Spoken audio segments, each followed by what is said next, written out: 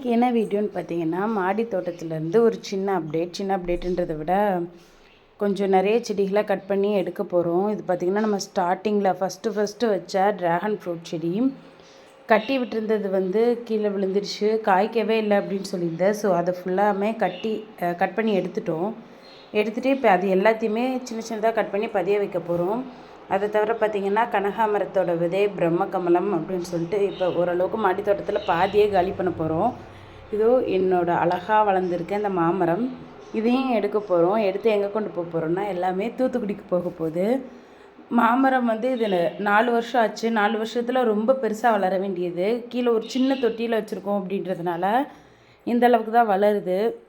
வளராமலாம் இல்லை, ஆனால் வளர்ச்சி ரொம்ப ஸ்லோவாக இருக்குது. உள்ளே பார்த்திங்கன்னா பதியம் வச்ச மல்லிகைப்பூ, செவ்வந்தி, ஜாதிப்பூ எல்லாமே கொஞ்சம் உள்ளே பதிய வச்சது இருக்குது. எல்லாத்தையுமே எடுத்துகிட்டு ரிமூவ் பண்ணணும். இது நாங்கள் செவ்வாய்க்கிழமை தான் ரிமூவ் பண்ண போகிறோம் இந்த மரத்தை. மீதி எல்லா செடியுமே இப்போவே எடுத்து கொஞ்சம் பேக் பண்ணி வைக்க போகிறோம். ஸோ இன்றைக்கான வீடியோ ஊருக்கு நாங்கள் என்னென்னலாம் பேக் பண்ண போகிறோம், அதை எப்படி வச்சு கொண்டு போகிறோம் அப்படின்றத பற்றினது தான். ஸோ இந்த மாமரம் பார்த்திங்கன்னா அல்போன்சா வெரைட்டி. நாங்கள் சாப்பிட்டு விதை போட்டு வந்த மாமரம் இது. அதாவது பொண்ணை கல்யாணம் பண்ணி கொடுக்குற ஒரு ஃபீலிங் தான் எனக்கு. என்கிட்டே இருந்து பார்த்தது இப்போது என்னை விட்டு தாண்டி ரொம்ப தூரம் போகுது. அதை தவிர பார்த்திங்கன்னா இந்த ட்ராகன் ஃப்ரூட்டு இதுதான் சிவப்பு கலர் பழம்னு சொல்லிட்டு நம்ம எடுத்தோம் இல்லைங்களா, அந்த இதுதான். சரி, கீழே சாஞ்சிடுச்சு. தொட்டிலையும் ஃபுல்லாக வேர் போயிடுச்சு. தொட்டியும் மாற்றி வைக்கணும், நிறைய இருக்குது. அதனால் இப்போ கட் பண்ணி சின்ன கட்டிங் எல்லாத்தையுமே ஊருக்கே எடுத்துகிட்டு போகிறோம். இந்த வேலையில் தான் நான் கவனித்தேன். என்னென்னு பார்த்தீங்கன்னா ஒரு 2 பேர் நம்ம தோட்டத்தில் எப்பயுமே பங்கம் பண்ணுறதுக்குனே வர இந்த 2 பேரை கவனிச்சிட்டேன். அதில் பார்த்திங்கன்னா ஒரு 3 மொட்டு இருந்துச்சு. 3 மொட்டு கூட 4 பூச்சி இருந்துச்சு. அப்புறம் என்ன பண்ணுறதுன்னு தெரியாமல் எல்லாத்தையுமே பிச்சு உடச்சி எடுத்துட்டேன்.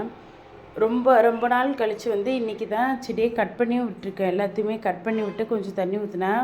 சம்மர் டைமில் செடியை கட் பண்ணக்கூடாது தெரியும், ஆனால் ஃபுல்லாக பூச்சி வந்துடுச்சு. செடியை காப்பாற்றுறதுக்கு என்ன வழின்னு தெரியாமல் ஃபுல்லாக கட் பண்ணி விட்டேன். இங்கே பார்த்திங்கன்னா தெரியும், கம்பளி பூச்சி மாதிரி இருக்குது. ஆனால் இது கம்பளி பூச்சி கிடையாது. இது இவங்கெல்லாம் என்ன வெரைட்டினே தெரியல. எடுத்து ஃபுல்லாக நசுக்கி போட்டேன்.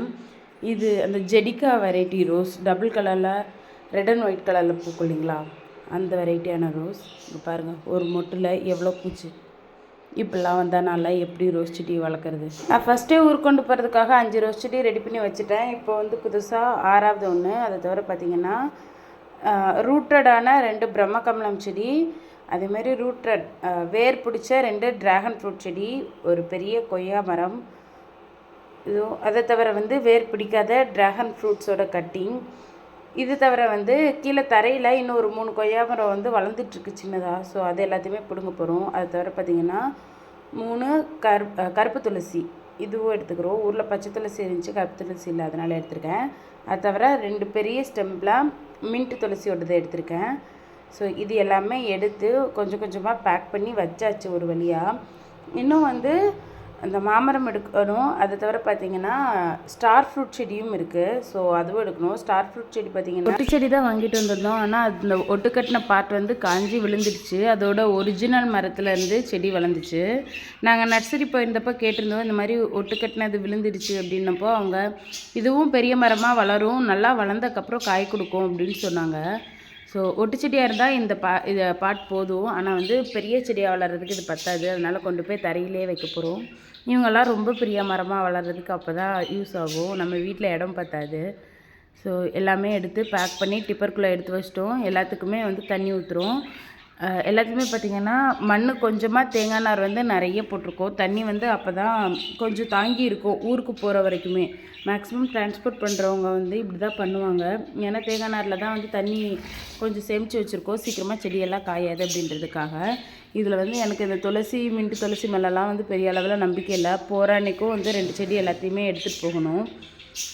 அவ்வளோதான் மக்களே இன்றைக்கி விலாக். இனி நாங்கள் ஊருக்கு போய் தூத்துக்குடி விலாகை தனித்தனியாக எடுத்து போடுறேன். திருச்செந்தூர் கோயிலுக்கும் குலசேகரப்பட்டினம் கோயிலுக்கும் போவோம் மொட்டை அடிக்கிறதுக்காக. ஸோ அங்கே போயிட்டு நாங்கள் என்னென்ன பண்ணோம், எப்படி மொட்டை அடித்தோம் அப்படின்றதெல்லாம் இனி அடுத்த விலாகில் பார்க்கலாம். அது வரைக்கும் சப்ஸ்கிரைப் பண்ணிக்கோங்க, சப்போர்ட் பண்ணிக்கோங்க.